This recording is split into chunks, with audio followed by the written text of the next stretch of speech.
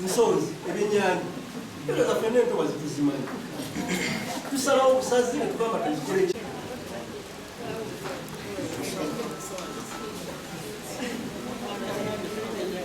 oba oliawo ng'olaba obusolo wefaananyiriza obwo obuluntobazi babeka ng'oli wano oluliko bakafulu mu kwonoona obutonde bw'ensi nebatuwa mwalabye abamu nga bamanyi abalaba this is foreign soil kubanga lino si lyawa oba oliawo sooka ku strengthening capacity as institutions zaffe muzimanyi tezirina sente bulungi kukola mirimu. Tevulaba bwe twafunye ku sente za World Bank abakulu ne batugulira ne bujaketi buno we baleese nezino pull up banners bijjo tebiriiwo, so olaba difference donation yesobola okukola. So objective number 1 wekufuula entities zino omwendo okuba nga zisobola okutuusa services ku bantu. Eyokubiri yeyokutereeza enguudo infrastructure, enguudo obutale nga wetunabiraba. So the fund loan eno etotolinga ku million US dollars 550 nzo okutukyusiza mu zaffe ezaawa.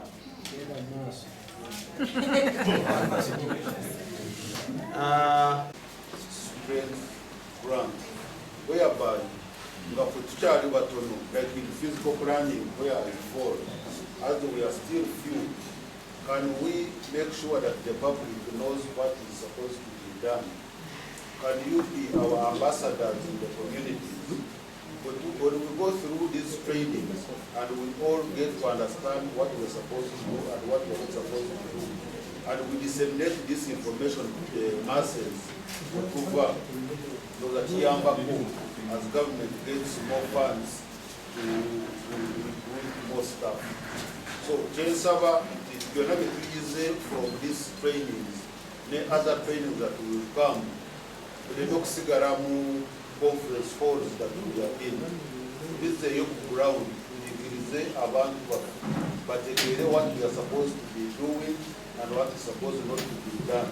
But to correct information will go and our town will be protected.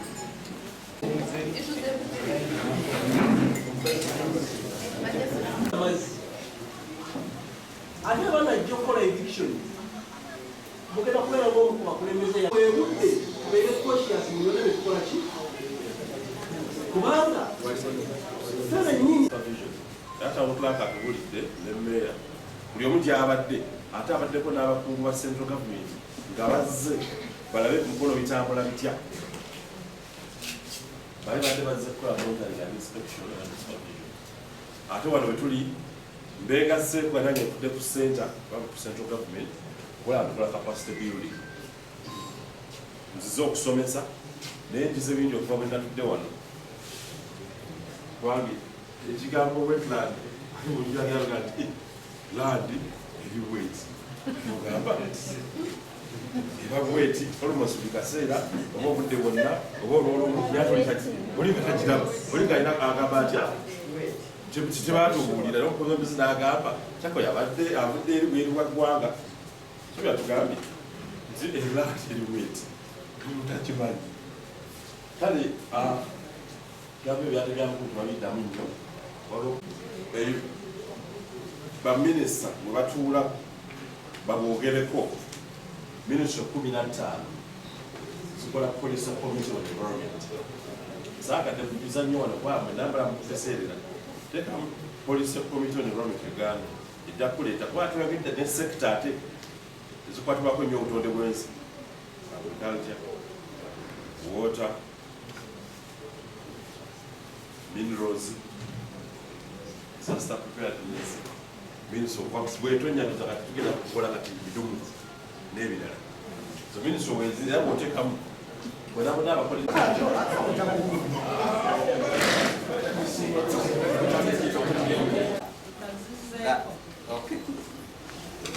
Egundi eno bajja kuba bagibatuusaako mwami Masengere ajja kuba sharingira. Badde njagala kwogera ku nguudo. Muyina enguudo eziwerako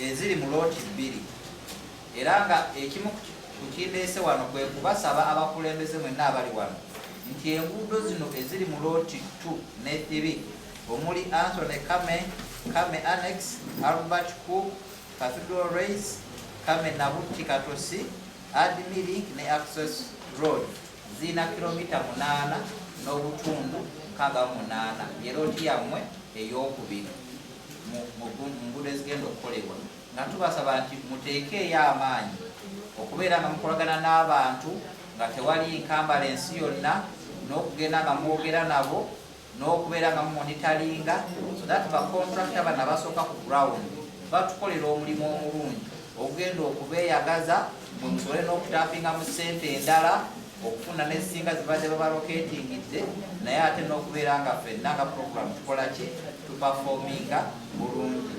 Looti endala eya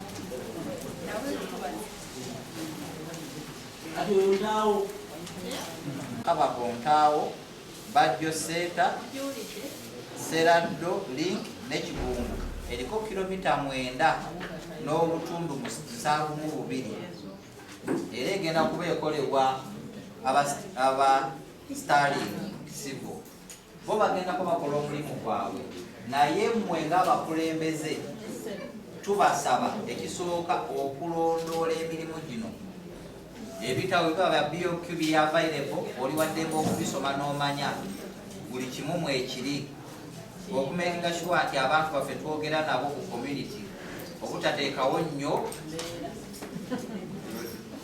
obutateekawo bakiyita batya obutalemesa nkulaakulana kubanga enkulaakulana eyamba ffenna basobola obutakuwa ssente naye oluguudo ebalukola bwe luyita ku polotiyo omuwendo gwekubisaamu emirundi 3 osobola n'okuzimbawo ebintu ebirala ebiyongera okuleeta ssente mu nsawo yo ate ne municipality nayo neefuna emisolo so engeri gye tunaakolamu zino enguudo ezisoose mu zino loodi zijja kuditamininga kinene nnyo oba municipality yeeyongera okufuna ssente oba actually ssente zaayo zikola ki zisalika so kyekisinga okuba nga tukola ki nga yaffe Uganda yazeewola okuva World Bank. World Bank erina department gye bayita International Development Agency yevunaanyizibwa okuwola ssente mu nsi ezikyakula gye bayita low income earners. So program eri coordinated by Ministry of Kampala and Capital City and Metropolitan Affairs and the Interministerial Steering Committee IMC ne entities omwenda omukulu zayogeddeko. Program ebigendererwa byayo ne link gye bayita Kigunga link nti bwetuuka wali ebbajjaawo waliwo akaguudo akawala lisomero eryo baliyitaani Set parents waliwo awo oluguudo olukomawo ne lugwa Ekigunga. District chairperson ye mwami Bakalwa Mukasa currently abakola ki abaliko nolwekyo tosuubirayo nti waliwo nti town clerk eri abagambi temusuubirayo kati ye Dorothy Kisaka okubanga yawe ebiragiro wa era yensonga lwaki mwabadde mu kiraba n'enkya abayitiddwa enkya waliwo okusigninga contract ne company gye bayita China Communication something construction area eyo edominatinga industrial and social development zena mwe tukkaanya kakati mujjukira nga tukkaanya na program eno bajja kutuwa background yayo naye ze njagala kwogera ku nsonga lwaki bwe bali baleeta program eno bakonsidaringa kitundu kino Greater Kampala Metropolitan Area erina entities 9 nga bwe tujja okuziraba mulimu kye bayita Mukono district tizana entity mulimu gye bayita Mukono municipality is an entity, mulimu gye bayita Wakiso district as an entity, kyokka ate mulimu Nansana, mulimu Entebbe, mulimu Ssaabagabo nga entity. Tegeragana ne mubeeramu ne Kira, ne mubeeramu Mpigi 5.2 per annum buli mwaka ku 100. Era batugamba nti omwaka gwa 2024 we gunaatuukira, kubanga we twogerera kati tusuubira nti abantu miliyoni kano kapya, waliwo kye bayita urbanization, ate waliwo n'ekipya kituyinza okuyita reurbanization. Bw'otunuulira ekibuga Mukono tufuna abantu ba mirundi 2, tufuna abava mu byalo okujja mu Mukono, ekyo kye bayita urbanization. Era abantu abo mu Uganda, mu Africa, Uganda yemu kuzisinga okufuna abantu abava mu byalo nga bettanira okuyingira ebibuga. Era figure square kilometer 210, era nga tuli kilometer 20 okuva ku kibuga ekikulu ekya Kampala eya Uganda. Kale basebo ne banyabo, urbanization bwe tuba tujjukanyamu kyeki. Urbanization ye okusinga okubalindanga okuzimba n'okwonoona ebitonde by'ensi, okutema emitinga, okwokyamu amanda n'ebirala, ate oluvannyuma ne balyoka bavaayo ate okunenya. Okugema bagamba kusinga okuwonya. Tuveeyo tugeme ng'obudde bukyali. Okusinga tunaavaayo okumenya amayumba g'abantu ng'abantu bamaze ate era okwonoona obutonde bw'ensi. Banyabo ne bassebo mbaagaliza omusomo omulungi. Ninako era olukiiko olulaga nabo nga bayinginiya yakumenya mayumba. So omulimu omukulu gwandibadde gwa kusomesa bantu kulaba nga tebasenga mu ntobazi, basobole okusenga mu bitundu ebirala. Naye omuntu wamala emyaka 2 azimbye mu lutobazi, n'otwala nnyondo okumenya oba n'otwala greda kumenya, tomusomesezza, ate ojja kulaba nga n'omulala agenza asenze mu kitundu ki ekirala ng'akoze ensobi y'emu. N'olwekyo kino kijja kuyamba nnyo Sebo Town Clerk naddala wano municipality. Tusaba ekitongole kyaffe kiveeyo kyegatte n'abakulembeze bano n'ab'amawulire musomese abantu ng'obutonde bw'ensi tebannabwonoona, ate n'abantu okutegeera nti be bannannyini butonde bwansi bateekeddwa okubukuuma. Sirina nnyo bigambo bingi, naye nja kukoowoola ekitongole kya NEMA. Buli we tunaavaayo nga tumanyi tujja kuyamba nnyo kominite yaffe okulaba nga bye basomesezza. Obadde yakunyambaza nange. Since we are going to have 2 days of interaction, I wish you very good deliberations. Let's learn much and let's be attentive. I ask George, let's keep time and ensure that within the 2 days we have really captured whatever we want to capture. I thank you all.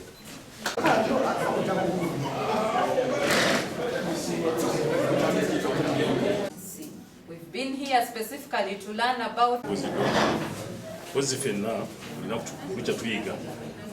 Naye omwogezi omu akikozesezza wananga nti ignorance of the law is not defense.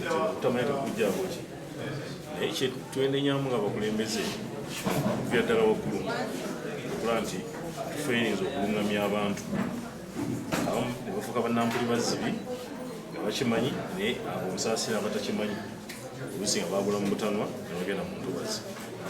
Kyenjala kutegeeza eggwanga n'eggomu okutwaliza wamu nti ebintu bino byakolebwa dda.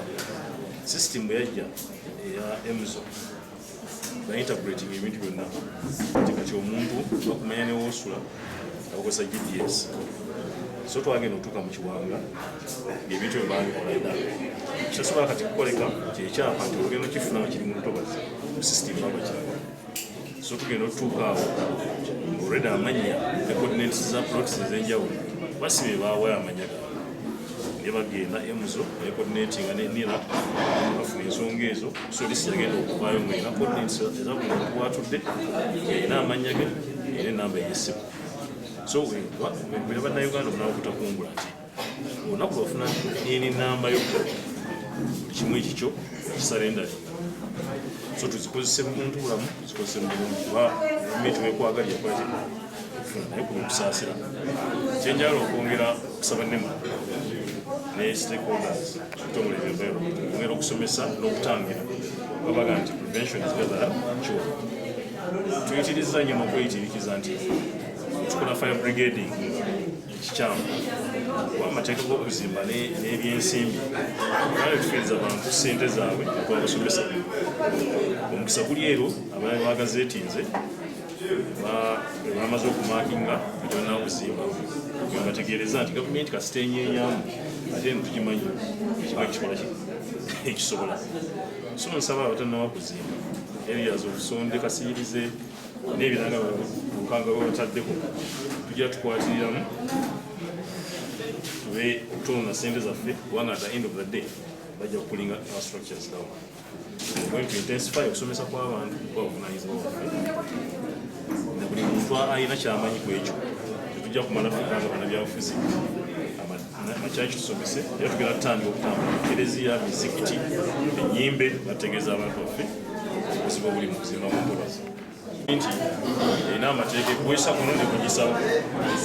Kibuzo ky'obuuza kirungi kuba kyaleetebwa gavumenti ekasokoso ng'abantu baga mulimu abaana n'ebyalo naye olw'okuba gavumenti yawewa engizo ekola digazation eyinza okugyawo ekibira n'ekyusa land use so ekyali mu Nammambe formerly it was a Nammambe Forest Reserve but with a degazettement instruction ne instrument bagifuna ku parliament bakijjawo n'etteeka yaliga nti balina okuteekawo ku blooka emu ekulenga buffer zone kyebuuziza wano ekyokubiri balina okubawo compensation tebadigazetinga ekibira for a change of land use balina okukompensatinga ekibira ekyenkana so nga Mukono nga Nammambe nga Vuma yakujukiza gavumenti tugibanja okussa mu nkola kyerina okussa mu nkola bwe yatwala Nammambe erina okututeerawo ekibira ekyenkanankana e Nammambe kiyinza obutagwana mu Mukono naye ffe tukyakibanja eroswa ekiteeka so tukaminga factories naye zirina ezigendako mu mateeka ga factory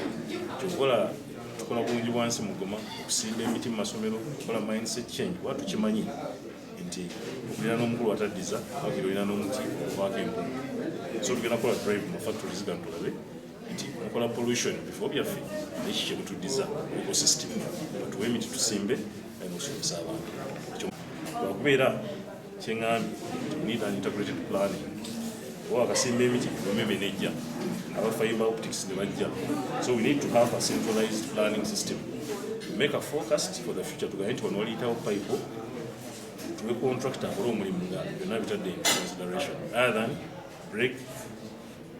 build and break system nti etteeka ly'entobazi n'ebyapa ebikolewo mu ntobazi an act of parliament in 1995 bakola etteeka ery'ebyapa ng'omuntu yafuna ekyapa kye 1995 okudde emabega nga kiri mu ntobazi okkirizibwa okuba n'ekyapa kyo naye kye bayita bakkiriza kukola subdivision ekyapa ekyo in the subsequent subdivisions ekyapa ekirivinze after 1995 naye waliwo okozesa ogenda mu nnema n'ofuna olukusa waliwo ebikkirizibwa okugeza nga fish farming n'obulimu obutonotono obuli light naye etteeka ligamba nti ogenda mu nnema Ministry of Environment n'ofuna olukusa otyaba ogenda okozesa ekifo ekyo so kati wali walabira nti abamu baweebwa nga bakoze impact assessment nga bengeginze community ne bagivolvinga nejjeega nti kyemugenda okuteeka wano ekirina buzibu mulabe kitu ng'amafuta mugalaba agasinga bagatadde mu ntobazi bazadde mu ntobazi naye beekweka mu kkuba eri erigamba tukozesa tteeka kati nja kuciting example olaba this biggest hotel in Tebe. That is Munyonyi, a 5-star. Reclamation of the land was made to a tune of almost half a kilometer. They take up Mainja, they take up Maram, and that one impacted in the community. The volunteer, what are you on so to serve government to be taken and material of Mukola and make social activism. Not in Twilight.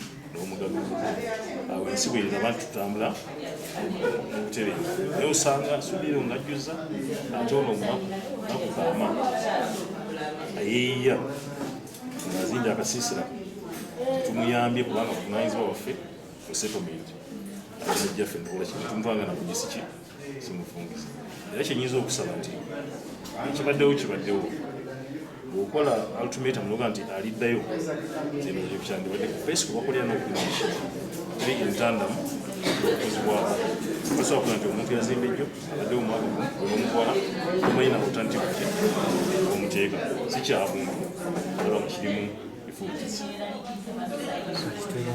alina okuzimba temulowooza nti eri yali different from this. It is all getting into the other.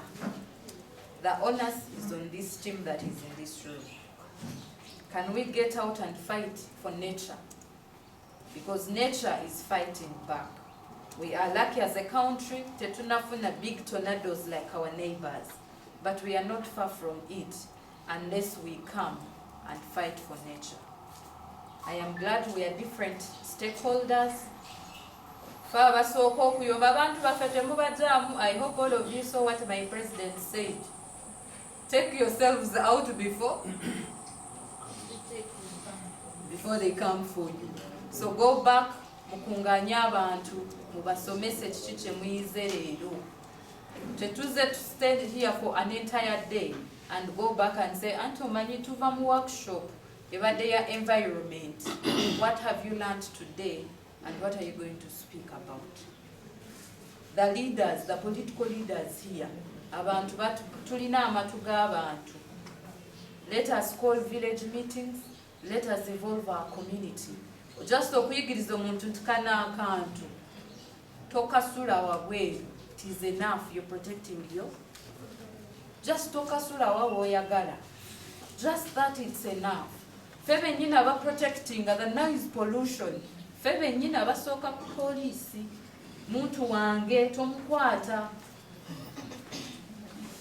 So it is time we played our role, protected the environment, knowing that we are protecting ourselves. We are getting to a place where we are seeing different things coming up, but it is us to protect that environment. Thank God for GKMA. Supposed to do these things long time ago to Kabitandika kati. Abakulembeze, abamu offices. It is time to get out as a team and we sensitize the community.